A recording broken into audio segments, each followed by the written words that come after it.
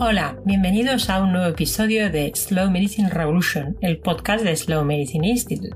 Hoy tenemos con nosotras a una invitada muy especial, la doctora Camino Díaz, para hablar sobre medicina ambiental y sobre los tóxicos, los xenobióticos y todos aquellos factores ambientales que pueden ser un problema para nuestra salud.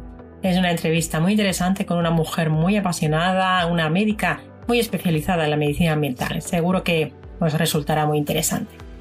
Antes os recuerdo que tenéis las notas del episodio en slowmedicineinstitute.com/podcast y ahí pondremos los enlaces a todas las cuestiones que vayamos comentando en este episodio. También os podéis seguir en nuestras redes sociales y ahí nos podéis dejar los comentarios que queráis y aquí también en las notas del episodio. El episodio de hoy está patrocinado por Blue IU de Sanitas. Blue IU es el complemento de tu seguro de Sanitas que incorpora muchísimas ventajas y novedades digitales de teleasistencia e innovación en los tratamientos. Y ahora es mejor, porque Blue IU añade un nuevo servicio llamado Cuida tu mente. Es bastante interesante porque se centra tanto en la prevención como en el tratamiento de posibles problemas psicológicos en nuestra familia o amigos, con 4 pilares. 1. La orientación diagnóstica para identificar tus preocupaciones y problemas.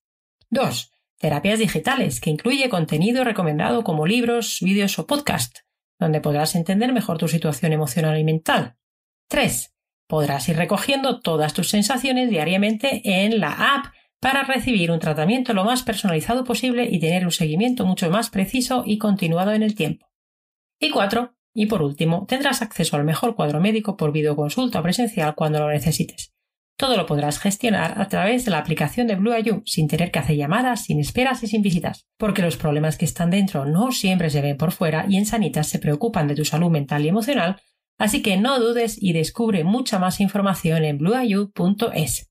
Además, si te unes al gran equipo que es Sanitas, tendrás un año gratis de Blue IU, que entre otras cosas incluye el servicio de psicología Cuida tu mente. Date prisa, entra en blueiu.es y empieza a cuidarte. Pues es un buen consejo de Sanitas, porque hay que cuidar mucho de la salud mental también. Y vamos ya con nuestra entrevista de hoy. Como he comentado antes, hoy tenemos con nosotras a la doctora Camino Díaz. ¿Qué tal, Camino? ¿Cómo estás? Muy bien, muchas gracias, Sari. Pues encantada de que estés aquí. Camino es licenciada en Medicina y Cirugía por la Universidad Complutense de Madrid y especialista en Medicina de Familia y también Medicina Integrativa. Camino, y doy fe de ello porque he tenido la suerte de conocerla un poquito en los últimos años. Camino, como digo, está comprometida con revolucionar la medicina hacia un nuevo paradigma, que esto es algo que también queremos hacer desde Slow, por eso ella está aquí. Pues eso, hacia un nuevo paradigma que unifique la medicina convencional con la natural y con un enfoque de la enfermedad que sea integrada con todos los sistemas, biológico, físico, psíquico, emocional y espiritual. Ahora nos lo contará un poco más. Ella ha trabajado en la sanidad pública como médico de familia y luego en varios centros privados en el ámbito de la medicina integrativa. Y actualmente tiene su propio proyecto, el método CAMINO, Camino, recuperando el camino hacia tu salud, que luego nos contará un poquito más. Tiene además varios másteres. Y además, algo muy interesante, y es de lo que vamos a hablar con ella, es que ya tiene formación previa en medicina ambiental y ahora está cursando el máster, o quizá ya lo ha acabado, ahora nos lo contará, el máster en medicina ambiental de la Academia Americana de Medicina Ambiental. Pues lo dicho, Camino, muy bienvenida. Este currículum es solo un resumen, tienes muchas más formaciones y cosas que podríamos incluir, pero siempre queda como un poco frío, ¿no? Estas cosas objetivas. Cuéntanos un poquito tu propia trayectoria con esto que dicen, que nos decían en el colegio, con tus propias palabras. ¿Cómo llegaste desde esa licenciatura hasta lo que estás haciendo a día de hoy? Bueno, Sari, muchísimas gracias por tu invitación. Estoy encantada de estar hoy aquí contigo y con tus oyentes y sobre todo dar las gracias por este podcast tan chulo que habéis creado, porque es una herramienta de difusión para este tipo de medicina que queremos hacer, ¿verdad? Tú y yo estamos muy en esa línea en la que la salud es mucho más que dar simplemente un fármaco y quitar un síntoma.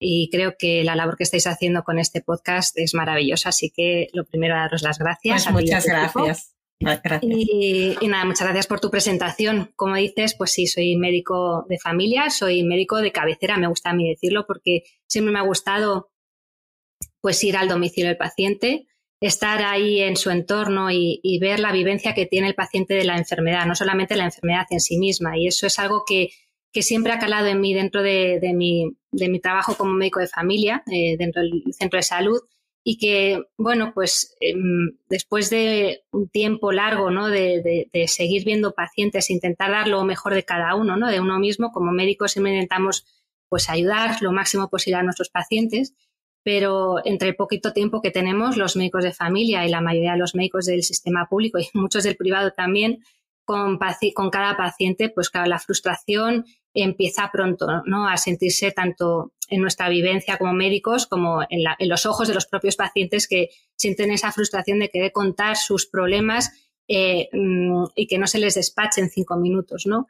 Y una de los mayores inconvenientes que yo veía en mi práctica como médico de familia era que me sentía que había una parte de toda esa información que daba el paciente que no servía para nada, porque al final si le dolía la rodilla como si le doliese el codo o si le dolía de pie o sentado, te daba igual porque le ibas a dar el mismo antiinflamatorio, entonces cuanto antes se lo dieses, antes pasaba el siguiente paciente, antes terminabas, ¿no? Pero lo cierto es que esa vivencia personal de la enfermedad, de los síntomas, era algo que a mí me llamaba mucho la atención y que yo veía que estaba modificando, ¿no? la respuesta quizá al tratamiento, no solamente al tratamiento farmacológico, sino al abordaje personal que se hacía con ese paciente. Y bueno, empecé a darle más vueltas, a no querer ver cada mes, ¿no? Al mismo paciente que venía por otra vez la misma receta o a por otra más, porque se iban pues cronificando esos síntomas y con la polimedicación aparecían otros más. Y al final los médicos estábamos como dispensadores de fármacos y era mínima, ¿no? El tiempo que podíamos dedicarle a hacer de verdad cambios en su evolución. Y bueno, a mí eso era algo que me inquietaba muchísimo y que yo no quería seguir por ahí, quería ayudar a hacer algo más. Y había algo dentro de mí que no me dejaba quieta y empecé ya a indagar un poco en qué otro tipo de terapias podían utilizarse para entender este tipo de situaciones en los pacientes. Empecé a conocer, bueno, pues una gran amiga mía que trabajaba con la homeopatía y me contaba, pues fíjate, con esto también se puede trabajar, no hay tantos problemas de polimedicación y interacciones. Y yo, claro, por entonces, pues mi pensamiento ortodoxo, la homeopatía será placebo seguro, pero siempre soy muy curiosa y antes que juzgar siempre he querido conocer. Y dije, esto lo tengo que saber y conocerlo ya a fondo. Y así empecé, porque, bueno, pues en esa dinámica, pues me hice un máster de homeopatía, no me fue suficiente para entenderlo, me hice un segundo máster de homeopatía y ahí ya fue cuando empecé a ver de verdad lo que era una medicina con unos grandísimos maestros, recuerdo muchos de ellos, que me impactaron profundamente en mi conocimiento como médico, no como homeópata, sino como médico, y que vibraba mucho en esa capacidad de entender al paciente de una forma mucho más compleja y mucho más profunda. Y bueno, pues la verdad es que soy muy inquieta y todo me gusta, y cuando empecé con la homeopatía luego también me parecía que se quedaba corta, que había mucho más, había que trabajar mucho con la alimentación. Entonces me formé en nutrición, me formé en todo lo que es la suplementación oral, con las vitaminas, la ortomolecular. Empecé a aprender de lo que era la microbiota, me he formado, he hecho un máster en microbiota porque, bueno, pues con los cursos no era suficiente, ya viendo y pudiendo ver con pacientes de forma práctica pues lo que estaba descubriendo, ¿no? Con ese tipo de abordajes, pues necesitaba seguir aprendiendo y formándome más, pues en terapia neural, en acupuntura, en todo lo que ha estado en mis manos, y por supuesto los tóxicos cuando llegaron a mi conocimiento, pues claro, fue otro de las áreas que aún sigo todavía investigando y trabajando con ellas, y algún día terminaré este máster que llevo ya varios años con ello detrás, pero bueno, al final se nos queda corto el tiempo para examinarnos y todo. Pero sí, ahí estoy todavía terminándolo, porque el tema de la toxicidad y los contaminantes ambientales pues han sido uno de los grandes hallazgos en mi carrera profesional. Y llegó un momento en el que todo este conocimiento, claro, yo no lo podía ejercer, por supuesto, dentro de la medicina convencional, porque el sistema está montado para hacer una fast food, todo lo contrario de lo que vosotras pregonáis, Sí. ¿no? Entonces la fast food medicine pues no era donde yo podía organizar todo este conocimiento y ponerlo al servicio de mis pacientes. Y ahí empecé pues eso, a buscar otra forma de trabajar con ellos, desde la privada, desde tener tiempo de calidad y tiempo suficiente para modular y solucionar un montón de dudas que tenían y que al final repercutían que volvían menos a las consultas. O sea que creo que al final es una buena inversión, ¿no? Y bueno, pues poco a poco me fueron cogiendo distintos proyectos y he formado parte pues de todas las áreas de medicina integrativa en diferentes centros privados, y que son más centros de salud que centros de enfermedad, como son en realidad hoy en día los centros de salud. Y bueno, pues he podido formar parte de proyectos impresionantes con cargos interesantes a la hora de formar equipos y de ver cómo se puede sacar adelante este tipo de otra forma de hacer medicina. Y finalmente lo que he decidido es hacerlo por mi cuenta porque, bueno, mis valores y mis principios pues me han hecho llegar un poco a mi metodología, y es la que hoy aplico a través de esta ruta, en la que he visto que aplicando estos pasos, que son 6 pasos, por eso lo diferencio con las 6 letras, pues he visto que mis pacientes encuentran una salud que yo no podía dar antes como médico de familia con mis herramientas clásicas y convencionales. Sí, al final este camino que tú has recorrido lo hemos recorrido muchos, y una vez que empiezas a estudiar todo eso que no nos contaron ni en la facultad ni durante la especialización, ¿verdad? Te das cuenta de todo lo que dices, madre mía, todo lo que no tengo ni idea, y entonces acabas en un camino infinito, un máster detrás de otro, y sigues estudiando, y cuanto más estudias más te das cuenta de todo lo que te queda por saber, ¿no? Por saber, sí, exactamente, sí. Así es una pena que en la sanidad pública todos los que alguna vez hemos intentado aplicar estos conocimientos, al final la mayoría de la gente acaba por, bueno, pues al salirse, porque no es muy complicado, ¿no? Pero bueno, vamos a avanzar y quizás podríamos definir un poco algunos conceptos que no siempre quedan claros. Así brevemente, porque realmente lo que nos interesa es hablar contigo de la medicina ambiental. ¿Qué es la medicina integrativa? Porque hablamos mucho de medicina integrativa, también en el podcast lo hemos mencionado, o integrativa o funcional o PNI, hay muchos tipos de definiciones, pero ¿tú cómo conceptualizarías la medicina integrativa?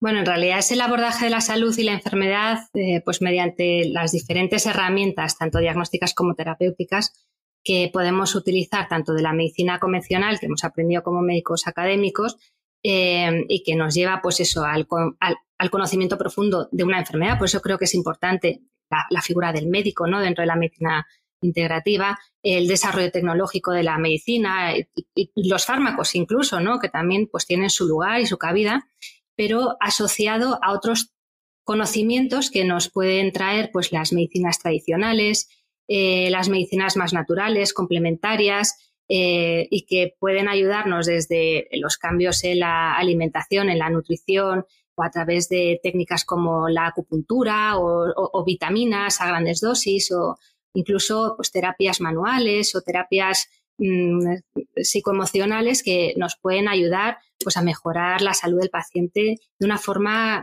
más profunda, ¿no?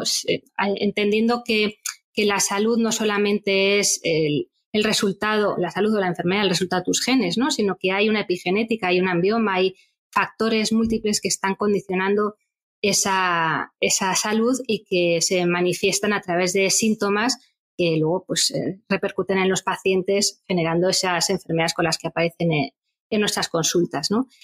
Entonces, bueno, yo creo que ha habido a lo largo de los últimos años como una evolución dentro de la terminología de la medicina integrativa, ¿no? Antes se llamaban medicinas alternativas, luego complementarias, ahora se habla más de integrativas, ¿no?, porque es una integración de todos estos conocimientos en cuanto a la salud.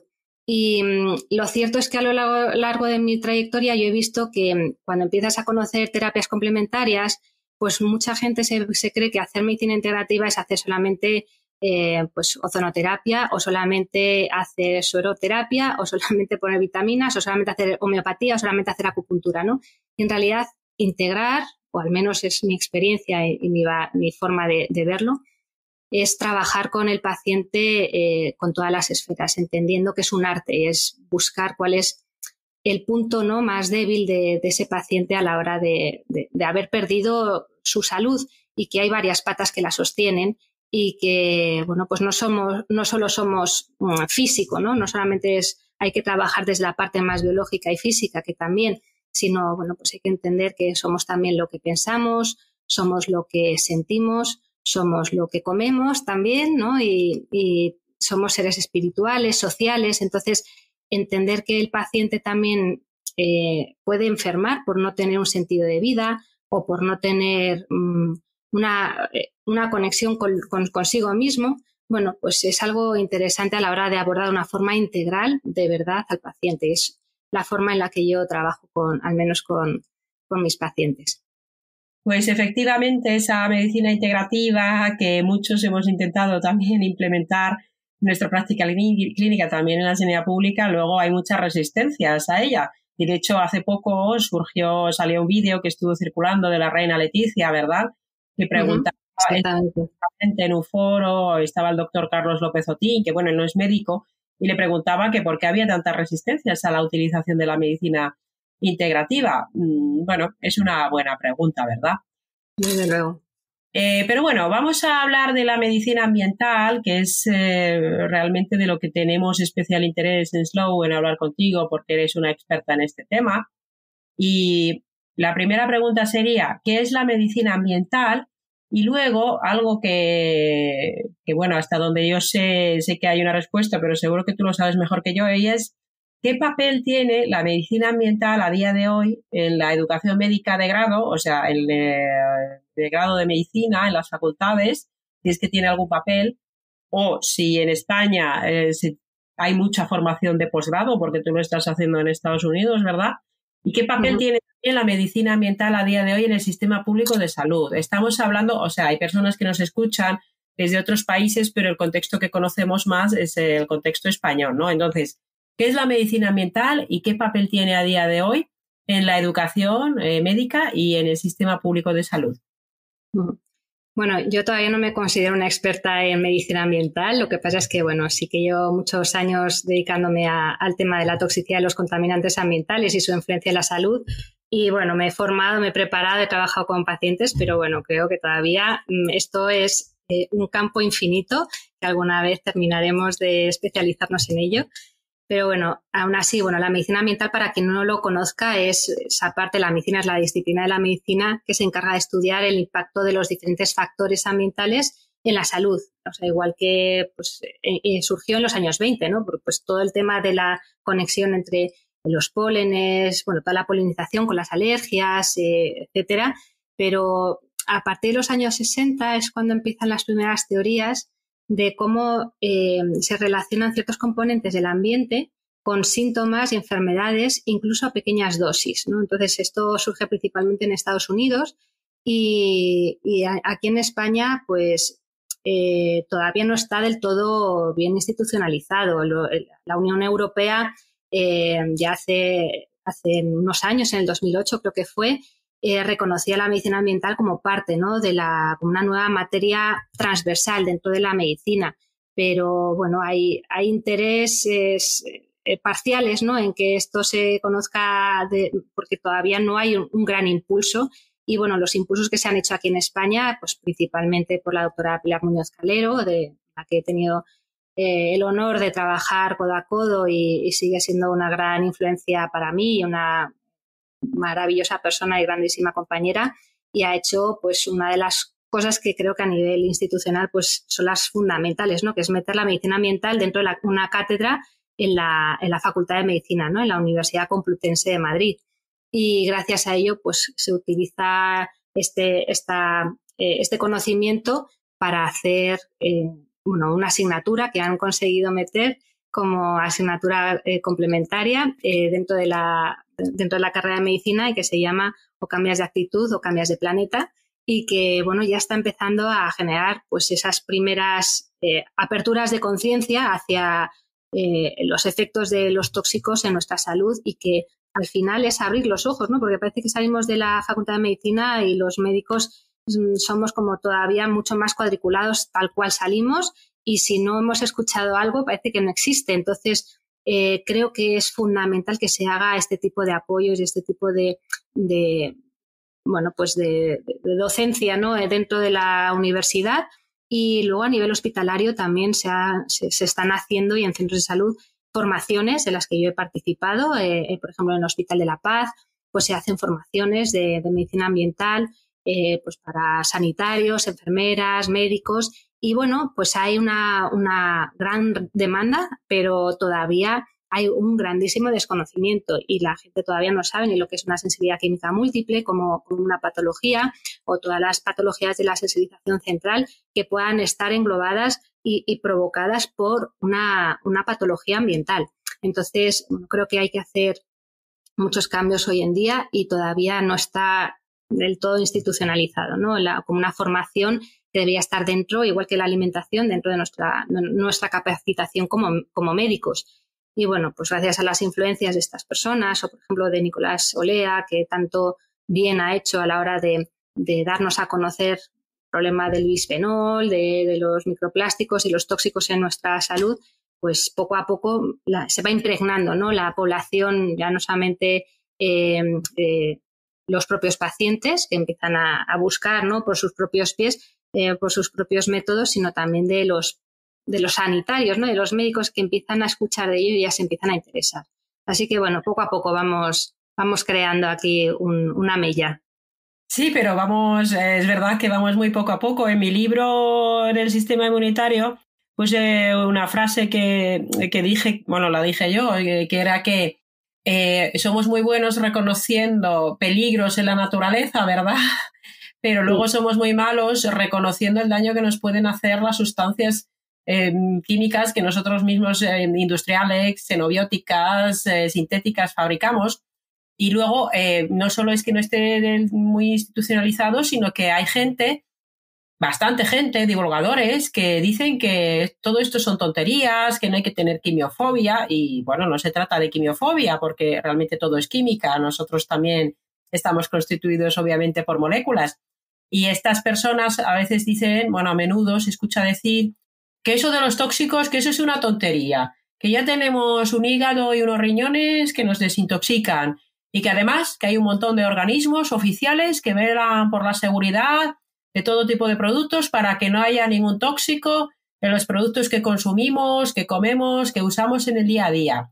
Y este es el discurso, de alguna manera, que se escucha también a gran escala, y parece que si hablas de tóxicos, pues a veces, pues te tachan de según qué cosas, ¿no? Y es totalmente injustificado porque hay centenares de miles de sustancias cuyo efecto muchas veces sumativo no se ha estudiado tampoco, su efecto a dosis pequeñas, como decías Nicolás Olea, en esto hace un gran trabajo. ¿Qué les dirías a estas personas, sobre todo esos divulgadores que dicen que no pasa nada y que está todo estupendo? Mira, pues yo en esto soy bastante seria, la verdad. Creo que es una justificación, ¿vale? Es una justificación para tomar una responsabilidad seria sobre lo que está pasando en nuestro día a día, y es que los tóxicos nos están enfermando. Entonces es mejor mirar a otro lado y buscar otras opciones, ¿no? Como, pues eso, puedes criticarlo o puedes decir, o puedes negarlo, pero la realidad es la realidad, y yo lo que veo en mi consulta son pacientes todos los días y puedo constatar cómo esos tóxicos están detrás de las patologías prácticamente de la mayoría de mis pacientes. Entonces, creo que se habla mucho, se hace una divulgación a veces basada en opiniones que hace mucho daño, porque no es una realidad científica. Y a mí que me discutan que mis pacientes, cuando les ayudo a bajar su carga tóxica y empiezan a disminuir sus síntomas y estamos evitando muchos fármacos, y esos pacientes dejan de tener patologías y dejan de hacer un consumo sanitario, también muy importante, por cierto, a mí que me digan que eso es quimiofobia, ¿vale? O sea, esto es una realidad. Y lo mismo pasa, y la verdad es que me preocupa, a veces también me enfada, pero bueno, intento no llegar a ello, pues la típica opinión también de muchos odontólogos, ¿no? De eso de las amalgamas, quitarlas es una tontería. Eso está ahí en tu boca perfectamente y no te produce ningún problema. Y yo les pregunto a los pacientes, ¿pero acaso te han mirado una analítica? ¿Te han hecho una anamnesis? ¿Te han mirado algo más que la boca? Porque yo, claro, te estoy mirando el resto, tengo analíticas y estoy viendo aquí una concentración de mercurio o de otro tipo de contaminantes y mira toda la patología que tienes, porque claro, luego hablaremos de ello, pero hay un montón de patologías asociadas a estos tóxicos. Entonces, bueno, pues quimiofobia, creo que no hay que asustar, sino ser conscientes y coherentes. Entonces, importantísimo informar y luego ser coherentes y poder ser responsables. No es cuestión de culpar. Esto no es, hay que intentar cambiar, ¿no? Ese concepto que tenemos a veces de responsabilidad con culpabilidad. No. Tenemos que ser responsables de nuestra propia salud. Y bueno, pues hay que ser responsables también con lo que decimos, ¿no? Entonces, bueno, eso es lo que les diría, que creo que no conocen bien, que es puro desconocimiento y muchas ganas a veces de hablar de boquilla más que de conocimiento real, ¿no? De la práctica clínica. Y bueno, es que luego además hay muchos estudios también que lo apoyan, ¿no? Desde los años 40 que llevamos con pesticidas y hemos visto la cantidad de problemas de salud, desde cáncer, problemas metabólicos, hormonales. Bueno, pues es que eso es una realidad y eso no lo puede rebatir nadie. Entonces, que no todo el mundo enferme, eso es otra cosa y ahí hay una individualidad. Ahí estamos hablando de una individualidad bioquímica en la que no todo el mundo genera una carga tóxica igual que la otra persona que tiene al lado, porque también depende de la genética, también depende de los polimorfismos genéticos que tengamos y que nos condicionen a poder detoxificar mejor o peor o de ciertas sustancias, dentro de lo que sabemos que la mayoría de estos productos sintéticos, químicos, que los llamamos xenobióticos porque no forman parte de nuestra biología no sabe qué hacer con ellos y los intenta eliminar, pero no es sencillo porque son liposolubles, penetran las barreras, son persistentes, entonces son difíciles de eliminar. Entonces, aunque no a todo el mundo le dé una sintomatología clara, bueno, pues no significa que no te estén afectando. Y de hecho, creo que hemos pasado por una pandemia que nos ha hecho ver cómo está nuestro sistema inmune y cómo está nuestra salud cogidita con pinzas. Entonces, atención, que a veces las personas se piensan que no tienen patologías, pero en realidad lo que tienen es una salud, bueno, muy funcional, ¿no? Pero en realidad no es una salud real. Estamos todos cansados, agotados, con falta de energía, con dolores que asumimos que son normales y que nos han ayudado a lo largo de la vida, nos han hecho creer que son habituales y como son tan frecuentes, pues pensamos que es normal tener dolores de cabeza, dolores de menstruación, problemas digestivos y pensamos que eso es normal y que eso es estar sano, pero realmente pues eso no es así. Sí, claro, es que al final aquí hay también obviamente muchos intereses también desde la industria, en fin, y que a veces parece que interesa más tener a la gente crónicamente enferma y luego también con ese consumo de fármacos que ir a la causa raíz, ¿no? Estuvimos hablando ya con Eva Liljeström, a la que tú también conoces, ¿verdad? Has hecho algún directo en Instagram con ella. Sí. Estuvimos hablando ya con ella algo sobre factores también tóxicos en el hogar. ¿Qué factores ambientales, no solo químicos, porque hay otros, dirías que son los que más dañan nuestra salud? Y decías antes que la individualidad también era muy importante. En el caso concreto, por ejemplo, en el embarazo y con los niños, ¿hay alguna particularidad especial sobre lo que sea especialmente dañino? No por repasarlos todos, pero si tuvieras que hacer el top 3, por ejemplo, de las cosas que más dañinas pueden ser desde el punto de vista ambiental, ¿qué dirías aquí? Pues es difícil concretarlo en tan poco. En 3 es imposible, Sari, pero sí que te voy a decir que creo que uno de los mayores tóxicos que tenemos en nuestra vida moderna es el cortisol. O sea, estamos intoxicados de cortisol hasta las trancas. O sea, estamos en un momento de muchísimo estrés, hemos renunciado, ¿no? al contacto con la naturaleza, nos hemos enclaustrado, estamos todos institucionalizados. Acuérdate, ¿no? En nuestra carrera de medicina me acuerdo que nos decían que los problemas de vitamina D, en principio, de hipovitaminosis, era en los pacientes institucionalizados, ¿no? En ancianos, monjas de clausura, pero es que hoy en día estamos todos institucionalizados.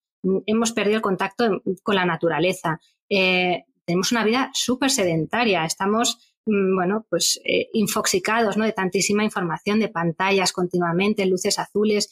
Entonces, todo ese estrés, todo ese cortisol nos está enfermando y creo que es uno de los tóxicos de los que no se hablan, pero que es una realidad que vemos día a día detrás de todas las patologías de nuestros pacientes. Incluso de los no pacientes, de nuestros compañeros y nosotros mismos. Entonces creo que es uno de los puntos fundamentales a tener en cuenta. Y luego así un poco para saber, ¿no?, dónde localizar esos contaminantes ambientales, es que los tenemos ubicuos, están en todos lados, y además son muy silenciosos, ¿no? Porque no es, yo qué sé, una moto que te atropella, ¿no? Pues son cosas que están en el ambiente y los tienes en todas partes. En el aire, principalmente, pues tanto en lo que respiramos, ¿no?, lo que estamos inhalando, y no solamente la polución, ¿no?, que es todo el mundo como que lo tiene pensado, o yo al menos asociaba la contaminación ambiental pues al humo de los coches, ¿no? Y ojalá solamente fuera eso, porque no están solamente los contaminantes de fuera, sino que dentro de las propias casas se ha visto que puede haber hasta 10 veces más contaminación que fuera, y eso es un escándalo. O sea, que dentro de nuestros domicilios, nuestro entorno seguro es donde podamos estar más intoxicados, es una barbaridad, porque estamos, pues eso, inhalando continuamente los productos de limpieza, los formaldehídos, los compuestos orgánicos volátiles que pueden salir de los propios barnices, de las pinturas. Claro, estamos con las casas cerradas o si hay poca ventilación, con el calor, todo eso hace que se volatilice y estamos continuamente inhalando desde la lejía, los productos que utilizamos para la cosmética igualmente, y todos los perfumes. Hay algo que me llama mucho la atención, que yo también cuando lo descubrí me hizo gracia, porque yo también utilizaba ciertos perfumes con los que te identificas, pero es que es lo que no es natural y lo que no se va en cuestión de minutos, esa capacidad de ciertos perfumes de perdurar horas y horas o días, eso está hecho a base de sustancias químicas que son súper dañinas para nuestra salud. Entonces, hay un montón de cosas que estamos inhalando continuamente que nos están intoxicando, y también todo el electromagnetismo al que estamos sometidos con las redes wifi, con todos los sistemas inalámbricos, etcétera. Entonces, ya simplemente con lo que hay en el entorno que olemos y que tenemos en nuestro entorno, ya es una carga importante. Pero luego está lo que comemos, lo que metemos a través de la boca, ¿no? El agua, que no siempre es tan limpia como nos gustaría, está llena de, pues, ojalá no, pero sabemos que tiene metales pesados, que tiene un montón de microplásticos. Esto es una barbaridad, porque sabemos que el bisfenol A es uno de los grandes disruptores endocrinos que alteran nuestras hormonas, y tenemos a la población muy enferma, con mucha infertilidad, con problemas hormonales o con obesidad, y no lo estamos asociando. Entonces, bueno, a través de la comida, con los metales pesados que estamos tragando, a través de esos pesticidas y todos los agroquímicos que llevan nuestros alimentos, por mucho que creamos que estamos comiendo sanos porque comemos una ensalada y comemos verduras, pero atención, ¿cuál es el origen? O los propios pescados, están llenos de mercurio, de arsénico y de cadmio. Yo es una realidad que veo porque luego lo veo en analíticas en mis pacientes y me escandaliza, y eso es lo que nos estamos metiendo, pero es que en la propia boca esas amalgamas están continuamente soltando mercurio. Y lo estoy viendo continuamente en las analíticas de heces de mis pacientes, en sus analíticas de sangre. Entonces, eso no viene de cualquier lado. La OMS, la Organización Mundial de la Salud, nos dice que las primeras causas de mercurio, o sea, de intoxicación por mercurio, de toxicidad crónica por mercurio, son las amalgamas y el pescado grande. Entonces, no estamos haciendo caso, pero es que esto es una realidad. Y luego, pues todo lo que nos pongamos en la piel, igual, ¿no? Pues todas las cremas que están llenas de parabenos, las fragancias, los microplásticos también que puede haber incluso en las cremas, que es increíble. Y luego, bueno, pues todo lo que se me escape, que desde los propios hongos, ¿no?, que pueda haber en el entorno, que generan micotoxinas, que también son muy tóxicos, o nuestros propios pensamientos, ¿no?, que a veces también con nuestras relaciones pueden llegar a ser muy tóxicas. Entonces, bueno, es imposible decirte un ABC o en un top 3 de cuáles son los mayores, porque luego a cada uno pues le influye en mayor o menor medida pues diferentes, ¿no? Y claro. Luego, bueno, algo importante que me preguntabas sobre el tema de los niños y las embarazadas, que bueno, pues a ellos se les intenta proteger, ¿no?, de frente a cosas que sabemos que hay, pues el mercurio, ¿no?, de los pescados, etcétera, pero es que en realidad el resto de la población también son susceptibles de enfermar por ello. Y una cosa importante es que hemos hecho como mucho hincapié en que las mujeres embarazadas pues que tomen su ácido fólico, su B12, etcétera, para proteger ese embarazo, ese desarrollo neurológico del bebé, pero no le hemos informado del daño que está generando los tóxicos a través de esa placenta, porque es una de las vías de transmisión vertical de la madre al niño. Y estos niños en un entorno tóxico, porque la madre pues esté llena de amalgamas o esté en un entorno muy tóxico, está limpiándose, porque es una forma también, como es el liposoluble, una forma fácil para la madre de detoxificar a través de la placenta. Y esto no quiero meter a nadie miedo, ni quiero culpabilizar a ninguna madre. Yo soy la primera que he tenido a mi primera hija con amalgamas en la boca, pero hay que responsabilizarse, hay que tener conocimiento y hay que actuar. No hay que esperar a que lo hagan las autoridades sanitarias, no. Hay que actuar porque las autoridades sanitarias van un poquito lentas. Entonces, creo que esto es importante y a los niños es fundamental entender el impacto que tiene nuestra era del plástico. Esto es una realidad abrumante, abrumadora. El hecho de que los niños estén todo el rato tocando plásticos, chupando plástico, están meando plástico. Hombre, es que son disruptores endocrinos. Es que esto no es que entre y salga como si esto fuese un tubo. No, es que esto nosotros lo absorbemos y el impacto que genera en nuestra salud lo estamos viendo los médicos y los pediatras. Claro, ese impacto, efectivamente lo de que los niños mean plástico, recuerdo en una charla, como decía el doctor Nicolás Olea, que los niños españoles son los que más plástico orinan de toda la Unión Europea, por ejemplo.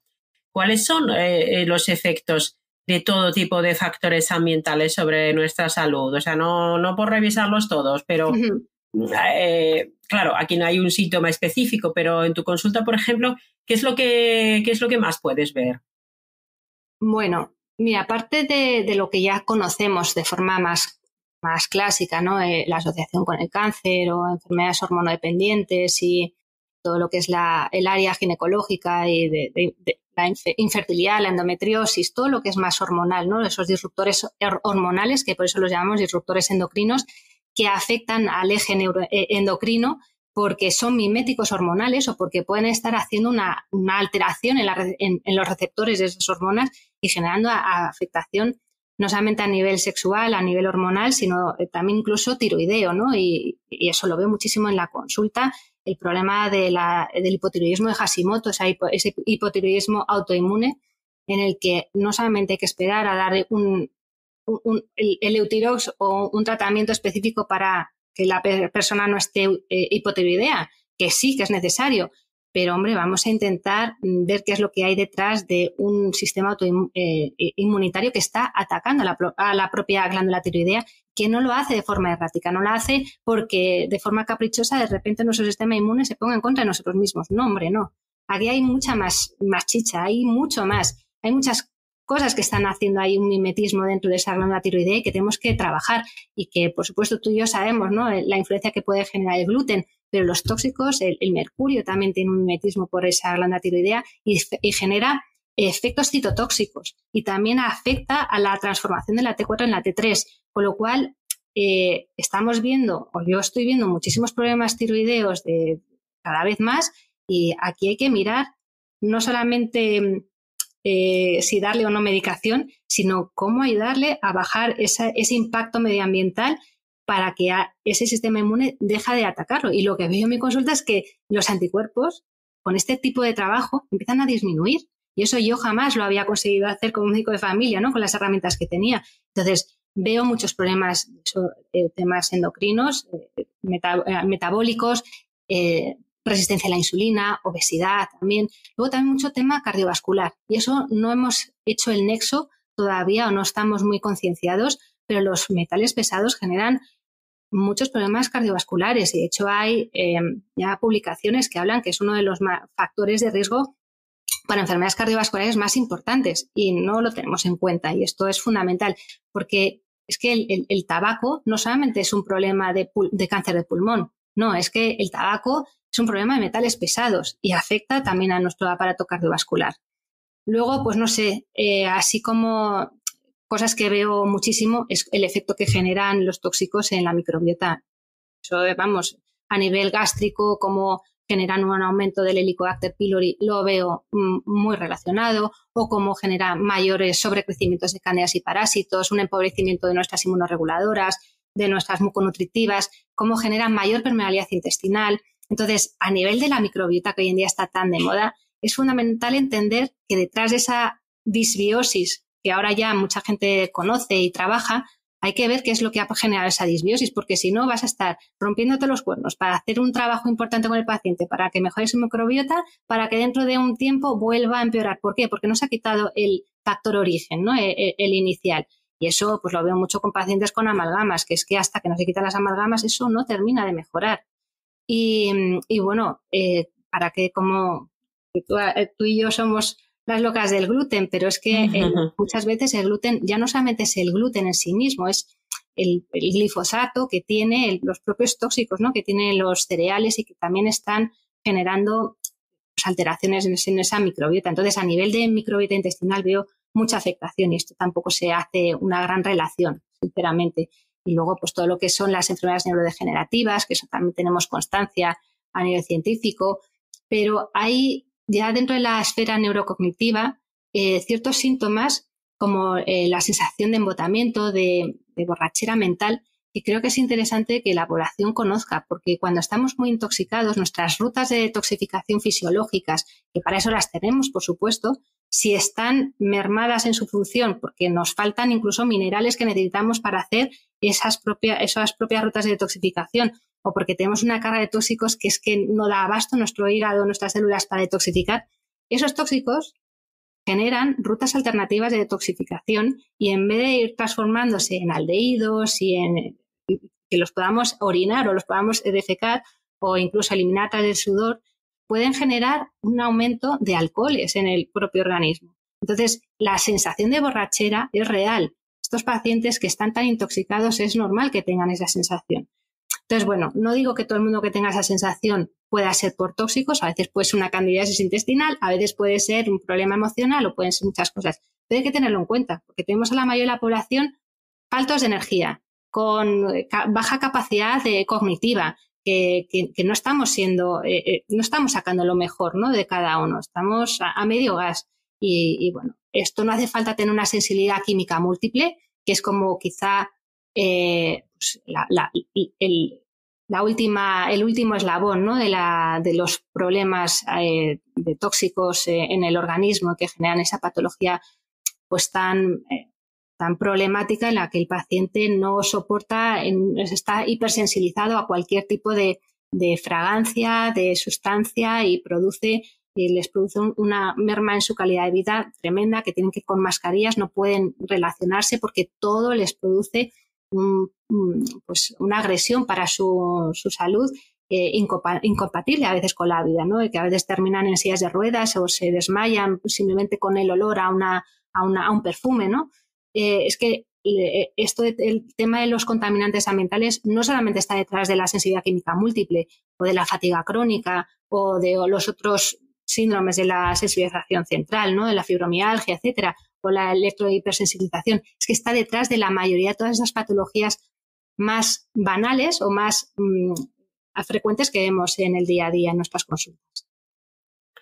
Sí, la verdad es que los efectos pueden ser todos esos y hay gente que a lo mejor dice, no, sí, yo estoy bien, pero luego te pones a preguntar por síntomas y muchas veces tienen síntomas y esa falta de energía, esa fatiga, pequeños dolores, la falta de concentración o la falta de líbido, que también es súper frecuente en nuestra sociedad y que es algo totalmente anormal prácticamente para cualquier mamífero, ¿no? Y pueden ser perfectamente por estos factores ambientales a los que al final estamos expuestos todos en mayor o menor medida. Te iba a preguntar de forma separada por la prevención y por el tratamiento, pero en realidad probablemente no tenga mucho sentido separarlos porque al final estamos todos expuestos y posiblemente a la vez que tratas también tienes que hacer prevención.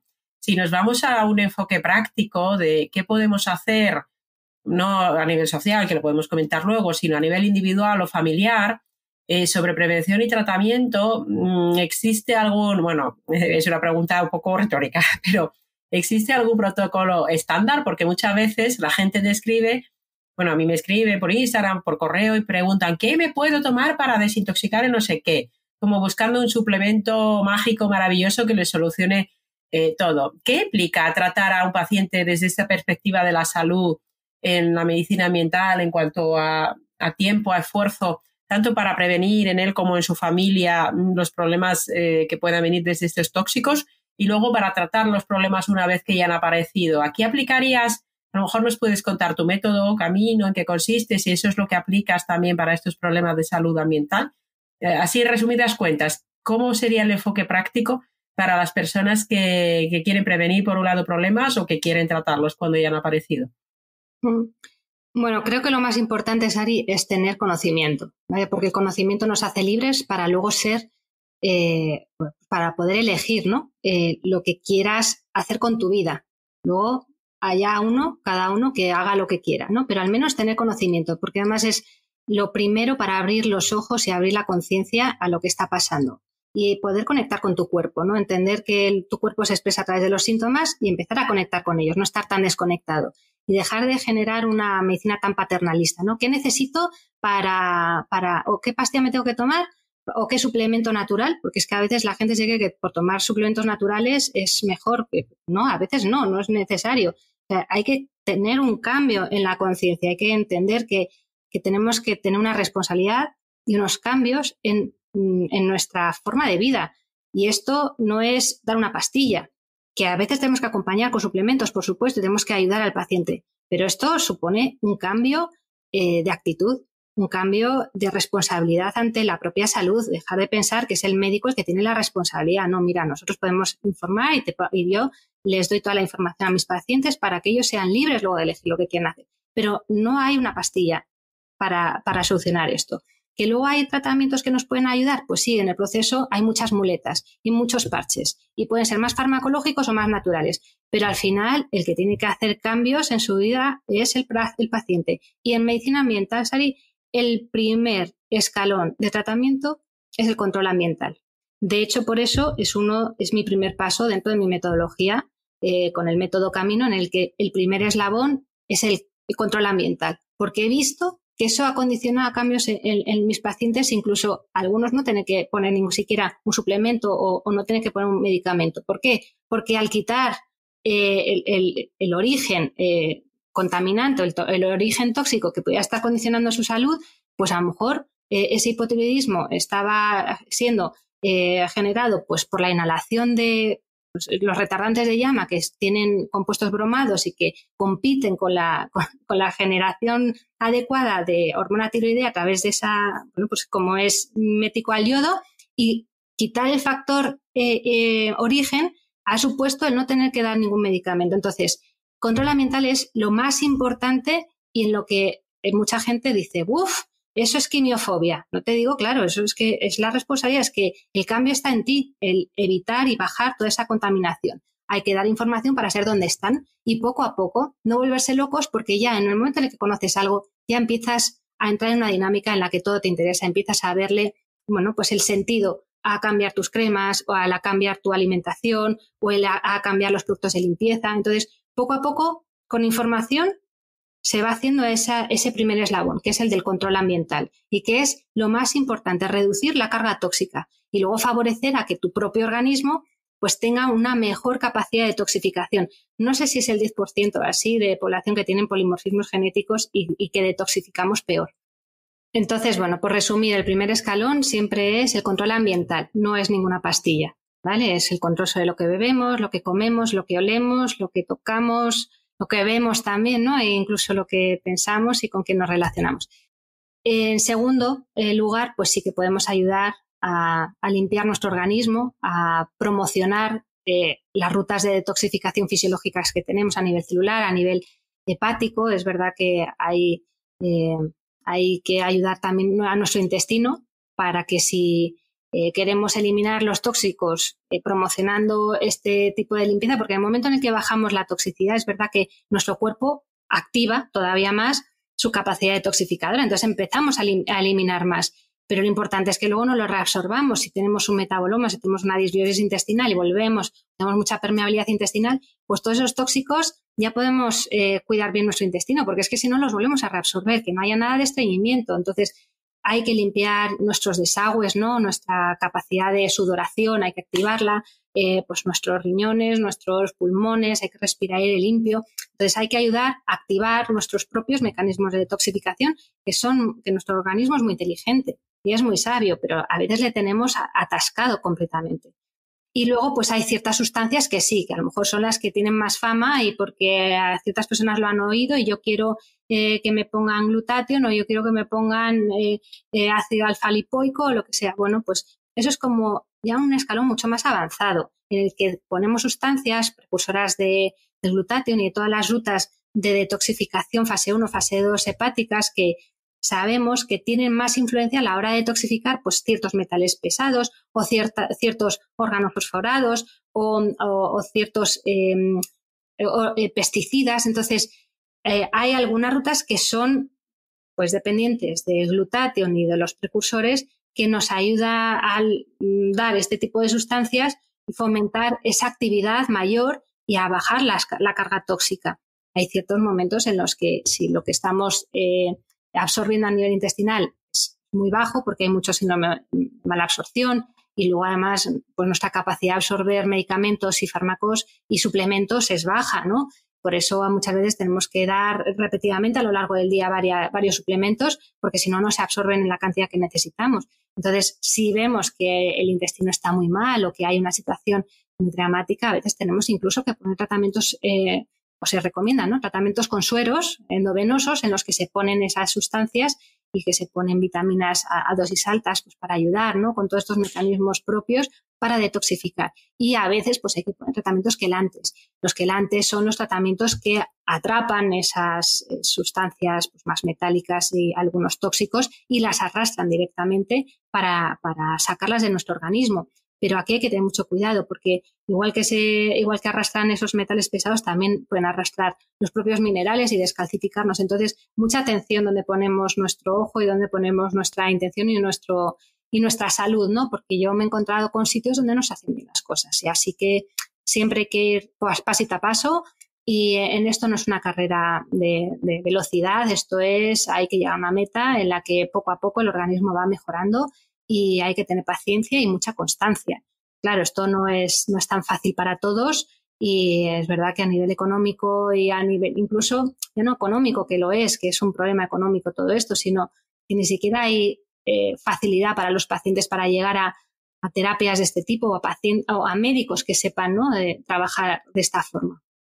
Claro, es que al final, bueno, desde aquí siempre decimos que el podcast obviamente no es un consejo médico y si tenéis este tipo de problemas lo que tenéis que hacer es buscar ayuda profesional. Pondremos obviamente la página de Camino, bueno, contacto para que podáis verla, aunque tienes una lista de espera, pero bueno, podéis contactarla y buscar esa ayuda profesional porque efectivamente empezar a hacer experimentos pensando que por tomar un montón de suplementos, por muy bien que porque luego hay pues mucha infoxicación, como decías, y parece que por tomar X suplemento pues ya se te van a solucionar los problemas, ¿no? Siempre para estas cosas se debería buscar ayuda profesional. Eso es, sí. Y de hecho, como comentabas, es verdad que aunque yo tengo mucha lista de espera, bueno, todos los que tenemos un poco este conocimiento lo tenemos, porque somos pocos y la población ha despertado, la población quiere hacer algo más que lo que les estamos ofreciendo de forma convencional. Entonces, ¿qué pasa? Que hay que buscar formas, ¿no? De ayudar a la gente, como estás haciendo tú a través de la difusión, ¿no? Como estoy haciendo yo, que yo también trabajo a nivel clínico y dedico una parte importante, ¿no? De mi vida laboral y familiar, por supuesto, a difundir el mensaje para concienciar no solamente a pacientes, sino también a los propios compañeros médicos, ¿no? De que hay otra forma de trabajar.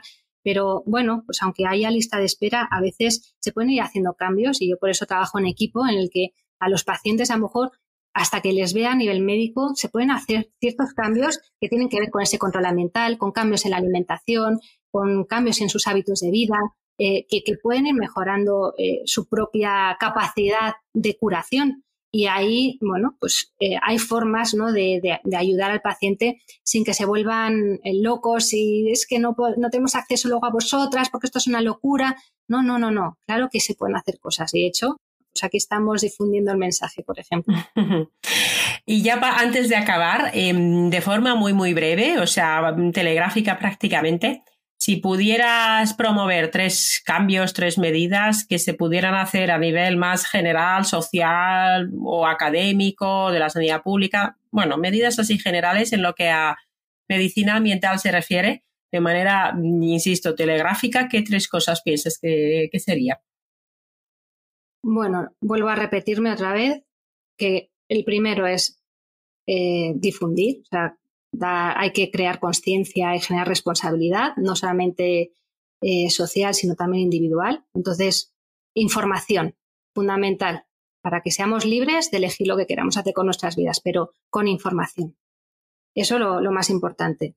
Luego, bueno, pues creo que las medidas de salud pública son fundamentales para generar cambios realmente de impacto global, y igual que se ponen, bueno, yo estuve en Marruecos hace un par de años y estaba prohibido en el mercado de Marruecos, estaba prohibido por ley el vender en el mercadillo con bolsas de plástico. Todos llevaban otro tipo de bolsas de celulosa. O sea, se había acabado el plástico ahí. Entonces, sinceramente, yo sé, el problema tan grande de los plásticos, ¿no?, en nuestros océanos, en nuestras vidas, y hago difusión sobre ello y trabajo con mis pacientes, pero esto es gotita a gota, ¿no? Ir explicando el impacto que hay. Ahora coges una medida de salud pública, la implantas y se acabaron las pamplinas. Y eso hay que hacerlo. Y no podemos esperar a que a nivel europeo se pongan de acuerdo en el Parlamento Europeo y la Comisión Europea, porque ahí están dando largas y largas y esto no va a terminar nunca. Entonces, bueno, se pueden forzar a las autoridades, ¿no?, o dar a través de este tipo de informaciones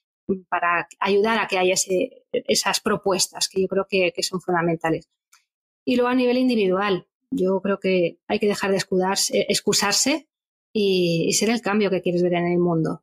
Ya está bien, ¿no? Ya está bien no, es que prefiero mirar a otro lado, o prefiero criticar, o ya habrá otras instituciones que se aseguren de que yo no me intoxique. O no, o a lo mejor no, y cuando lo sepas ya ha pasado tanto tiempo, como nos ha pasado con los biberones durante tantos años dándoles a nuestros hijos, y luego se prohibió, ¿no?, porque se sabía que el bisfenol A estaba generando alteraciones endocrinas, y nos lo dicen a cuántos años después, ¿no? O el tema de las amalgamas, están prohibidas ponerlas, pero siguen en nuestras bocas. Entonces, a nivel individual hay que hacer un cambio y ser el cambio ese que queremos ver en el mundo.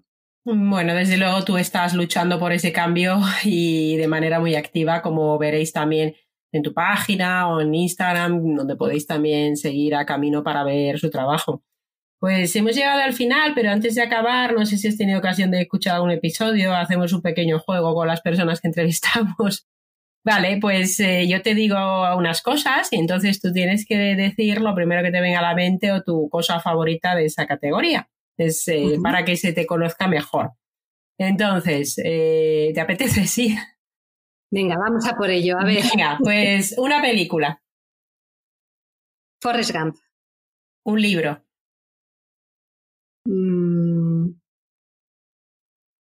libro. Es que tengo tantos que me gustan tanto que ahora no sé. Mira, te voy a decir uno que te va a sorprender, pero es El Dragón Zog. Es un libro infantil que me parece maravilloso. Y quien no lo haya leído, se lo recomiendo. Pues lo anotamos. Un lugar.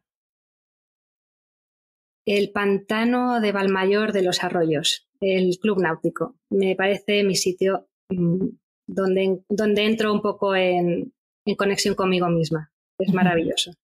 Una canción. Bohemian Rhapsody de Queen. Ay, esa creo que la dijo Almudena también, si no me... ¿Sí? Sí, creo que sí. Buah, a mí no me la pongas en el coche porque me accidento, porque es algo que es una creación, es un arte, esa obra es magistral. ¿Un deporte o ejercicio? Bailar. ¿Una comida? El hummus. ¿Una bebida? El té. ¿Alguien a quien admires? A mi marido. Un lema. Ser el cambio que quieres ver en el mundo. Vale, y te dejo una pregunta, la persona que entrevistamos en la entrevista previa, que dice que completes esta afirmación. ¿No te gustaría o no me gustaría morir sin haber antes?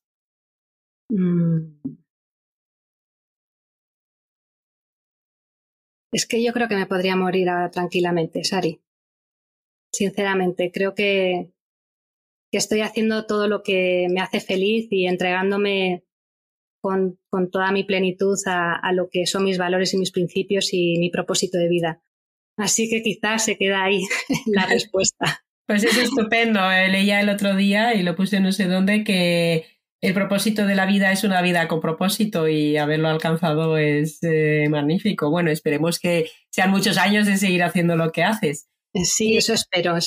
Déjanos ahora una pregunta para la próxima persona que entrevistemos. Puede ser cualquier tipo de pregunta, porque ahora mismo ni siquiera yo, bueno, creo que sé quién es, pero no estoy segura. Uh-huh. Pues, ¿qué harías si no tuvieras miedo? Muy bien. ¿Y tú qué harías si no tuvieras miedo? Muchas cosas, pero creo que eso ya lo dejaríamos para otro episodio. Estupendo. Oye, pues ha sido un placer, Camino. La verdad es que estos temas de los que hablas, ojalá que pronto esa asignatura de medicina ambiental se incorpore a todos los grados, no solo de medicina, debería incorporarse probablemente también en otras carreras biosanitarias, ¿verdad? Debería haber una mayor conciencia en general entre la población, entre las autoridades, dejar de hacer eso de barrer debajo de la alfombra aquello que no nos interesa ver, ¿no? A otra persona, incluso a nivel en los propios colegios. Yo creo que la educación básica, se nos han olvidado cosas tan básicas como la alimentación o como este tema, ¿no?, de los tóxicos, que sería quizá algo que podría cambiar la conciencia social desde la base. Pues desde luego tú estás trabajando mucho por ello, por eso desde Slow te agradecemos que hayas estado aquí. Os recordamos que las notas del episodio estarán en slowmedicineinstitute.com/podcast y pondremos también los enlaces a la página de Camino y a su Instagram para que podáis seguirla, que es Doctora Camino Díaz. Al final, si buscas Doctora Camino Díaz en Google, pues os saldrá su página y ahí podéis ver su contacto y todo lo que comparte. Muchísimas gracias, ha sido un placer y nada, a seguir difundiendo este mensaje tan importante. En eso estamos. Muchas gracias a ti, Sari. Un placer. Hasta luego. Adiós. Hasta luego.